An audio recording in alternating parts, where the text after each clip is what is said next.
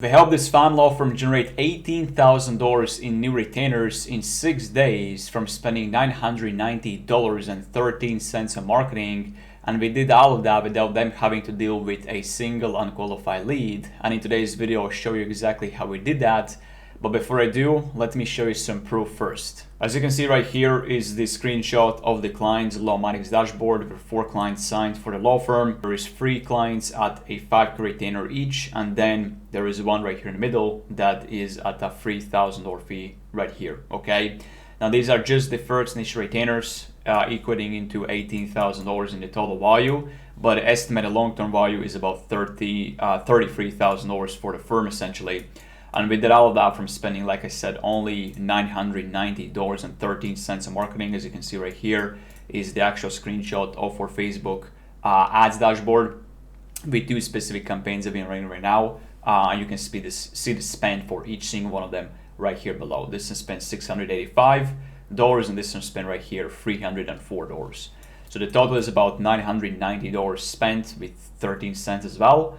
And the day 1 ROAS is about 18.17x. So we closed these 4 new clients with $18,000 in first initial retainers from spending this amount of money. That's about 18.17x ROI.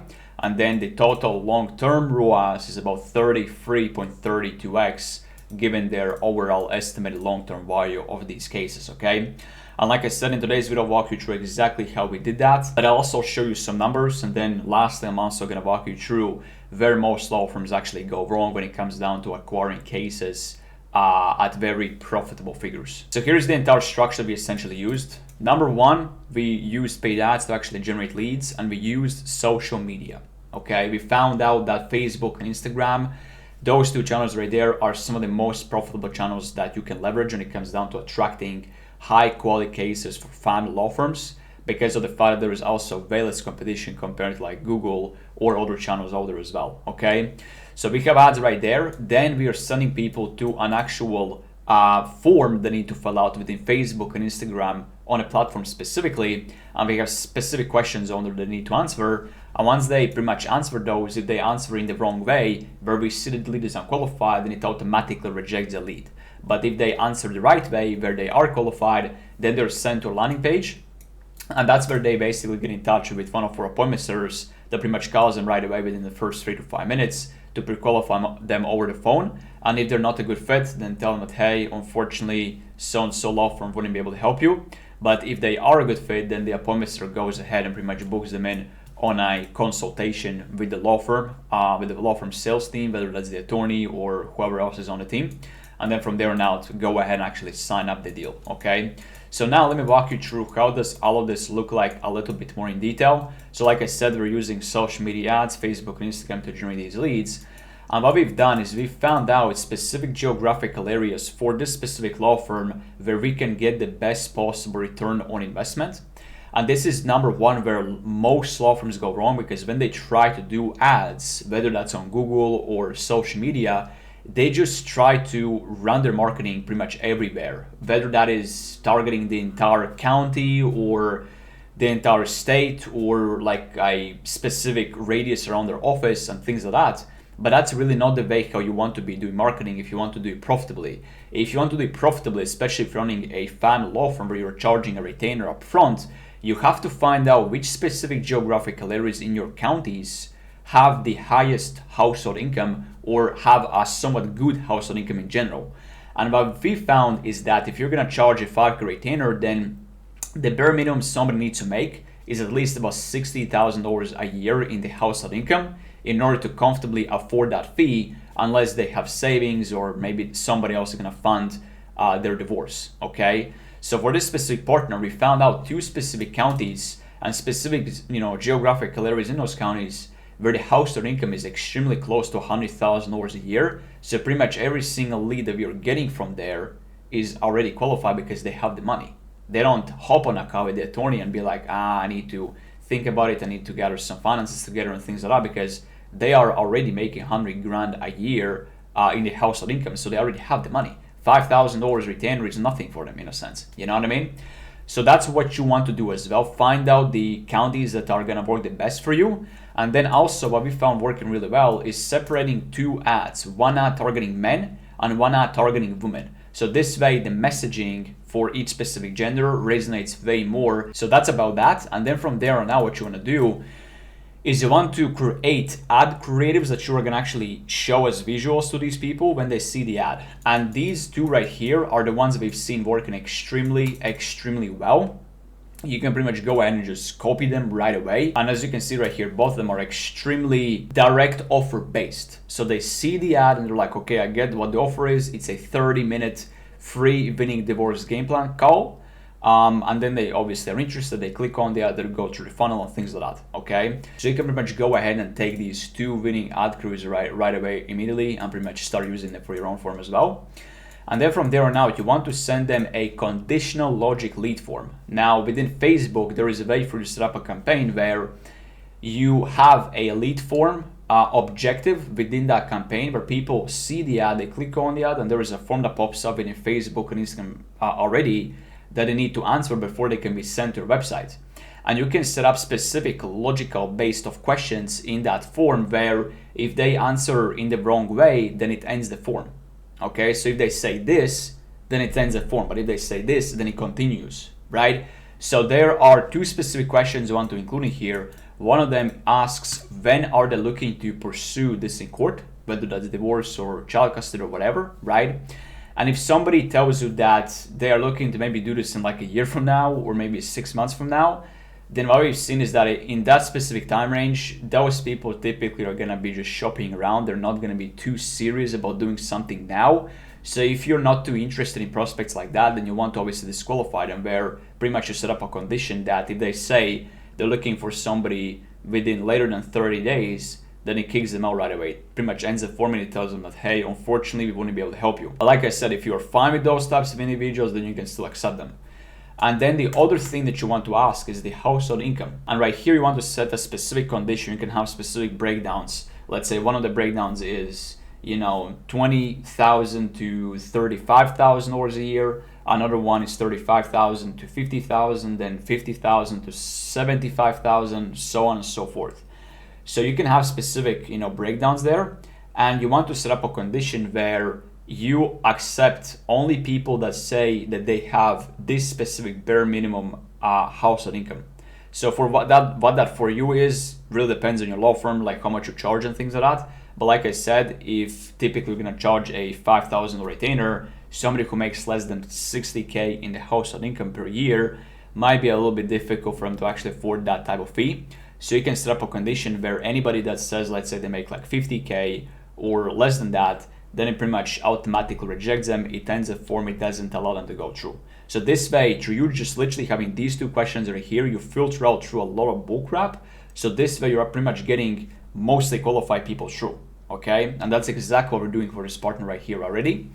And then from there on out, you want to send people to a landing page where they can actually go ahead and book in the appointment. And here's an example of a landing page that we are pretty much right now running for a specific law firm. You can see there is the actual logo at the top. Then we have a VSL. If you don't know what a VSL is, it's basically a video sales letter. It could be anywhere between 5 to 10 minutes where you pretty much talk about your law firm, what are the benefits of working with your law firm and things like that. And then right here below, they have the call to action, which is click on the button to book in the appointment. And also for this specific law firm, we are doing paid consultations as opposed to free consultations. So because of that, within the landing page, we're also explaining what are the benefits of a paid consultation, okay? So people see the pros and cons in a sense, like what are the benefits of a paid consult compared to a free consult, and we're obviously structuring the landing page in a way where, we show that the paid consultation is way more superior than the free consultation, okay? So you want to do the exact same thing as well, then have a photo of your team right here and a little bit more information about yourself, and then just below that include as much social proof as you physically can, basically, okay? So that's the landing page that you want to run right there. And some of the people are actually going to go ahead and book in the appointment themselves when they click on this button, but most people are not going to do it. That's where you need to have an appointment in place who pretty much calls every single lead within the first 5 minutes of them coming in. And the goal of that really is to also book them in, but more importantly, not just book them in, but also actually do pre-qualification, because People will answer these questions, right? But that is not enough. You need to qualify them even more. So this is where you have that appointment in place who pretty much calls them, pre-qualifies them, and if they actually are a really good fit for a law firm, then go ahead and set up the appointment. Okay, that's exactly what we're doing right now for this specific partner, where we have our own appointment setters that actually do this pre-qualification for them, calls all those leads and then books in the good ones on their calendar. Okay. So from there on out, you want to then send people to a thank you page in order to nurture them further. And here's an example of a thank you page. You just want to explain a couple of steps that people need to go through in order to actually get the most of your time together on that consultation call. Where number one, you want to have a video here as well that pretty much explains, where you can explain yourself a little bit more, like who you are, what type of clients you work with, some of your case studies, client testimonials, results. Just basically talk as much about like how you typically help your clients as possible, so that this way they look at that video, they get nurtured, and then it's much easier for you to actually close them on the consultation. And then right here below, you want to have a little bit more information about yourself, then a couple of steps that need to take in order to ensure that they can show up to the appointment, and making sure that they obviously show up on time, they're on their computer, they bring a piece of paper and a pen to take notes, whatever that might be, right? And then once again, below that, you want to include as much social proof once again as you physically can. Testimonials, client reviews, Google reviews, case studies, anything you basically can, just drop it in there, okay? And then from there on out, when people book an appointment, have the appointment setter also do a 24-hour and 1 to 2 hour reconfirmation call to ensure that they actually do show up to the appointment, right? And there is nothing that comes up last minute where they actually need to reschedule, okay? So that's the entire funnel. Now, let me walk you through some of the most common mistakes law firms make when it comes down to running social media ads, and why for most of them it's not really working out well. And it's because they are running their social media campaigns with the mindset of brand exposure instead of lead generation. The way how you do lead generation is very different how you do brand exposure. Brand exposure, you'll be just kind of like targeting everybody and anybody because you want to know everybody around your office to know who you are. But lead generation, you need to be way more specific with lead gen because you only want specifically qualified people to be coming in. So you need to approach that very differently. And the way how we do that is exactly how I just walk you through in the last couple of minutes right here. The other thing that most law firms struggle with right here is the fact that they're not hyper targeting the actually qualified leads. Okay, so like I said, they'll be pretty much targeting a specific radius around their office or the entire state or the entire county or whatever that might be. And then they're getting a bunch of leads, and then they're surprised that they're getting a bunch of unqualified leads that either don't have the money, are seeking for information, etc., etc. The way how you weed that out is by, like I said, finding out specific zip codes or specific geographical areas within your counties where higher household income people are living in, so you can run ads there, and also having these conditional logic lead forms in place that pretty much asks these qualifying questions and weeds out people who are not a good fit, right? So if you're targeting specifically better household income areas, then you're obviously going to get better quality people coming in that actually have the money. You know what I mean? So that's another thing. And then the third thing as well is not having a hyper specific messaging that weeds out already not ideal clients, right? So like I said, within the ads, within the creative and the ad copy and things like that, you want to obviously call out who your ideal clients are. And if you don't do that, then you'll pretty much get anybody opting in because that messaging is going to resonate to them.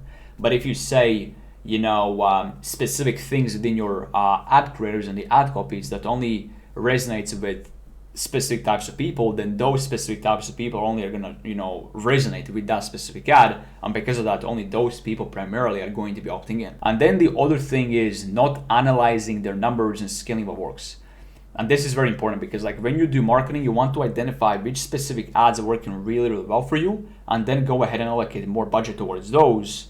And just basically every day monitor the performance. You are getting these calls booked in right here, these people are qualified, these ones are not, and then you use that data to optimize further. That's why when we work with our partners, we keep very in-depth communication with them, making sure that they update us on everything. And then from there on out, as we get the data, we then optimize the ads based on what's actually working really well. We scale the winners and we cut down the losers, okay? And here's a couple of KPIs that you really want to aim for yourself when you're actually doing marketing for your own law firm. You want to make sure that your cost per booked appointment is anywhere between $100 to $300.